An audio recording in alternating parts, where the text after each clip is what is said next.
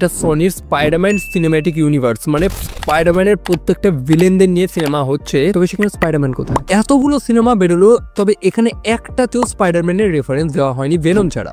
আপনি স্পাইডারম্যানের ভিলেনদের নিয়ে সিনেমা বেরোচ্ছেন, সেখানে স্পাইডারম্যানের ডাইরেক্ট রেফারেন্স তো দেখবেন, কারণ এই চরিত্রগুলোকে ইন্ট্রোডিউস করাই হয়েছিল স্পাইডারম্যানে, আর আপনি তাকেই আনছেন না। তাহলে কেমন স্পাইডারম্যান সিনেম্যাটিক ইউনিভার্স ভাই এটা? যদি অবশেষে তারা যাতে ফিরে এসেছে এবং পুরোনো সিনেমাগুলোকে একদম ছেড়ে দিচ্ছে, যে না ভাই ফ্লপ হয়েছে, ইউনিভার্স ভাড়মে যাও, ইউনিভার্স আমরা আর বানাবো না, ভুলে যাও, এই এতদিন ধরে যা যা সিনেমা বেরিয়েছে ভুলে যাও, এগুলো আর পরবর্তীকালে এগুলোর কোনো ফিউচার নেই, এগুলোর আর কোনো প্রোগ্রেস আপনারা দেখতে পারবেন না। সনি এখন কমপ্লিটলি ফোকাস করছে হচ্ছে স্পাইডারম্যান যে অ্যানিমেটেডটা বেরোচ্ছে, মানে বিয়ন্ড দ্য স্পাইডারভার্স, এবং স্পাইডারম্যান 4 ফাইনালি সেই স্পাইডারম্যানের 4 নম্বর পার্ট আসছে। তো সনির কাছে যে মানে কি হুকুম কা একটা রয়েছে না, যে হ্যাঁ ভাই আমার কাছে একটা পাওয়ারফুল তাস রয়েছে, একটা কার্ড রয়েছে, কি সেটা স্পাইডারম্যান, সেটাকে দিয়েই আমরা এবার সিনেমা বানাবো। ওকে, তাহলে এগুলো করার মানেটা কি? এইসব বালছাল করার মানেটা কি?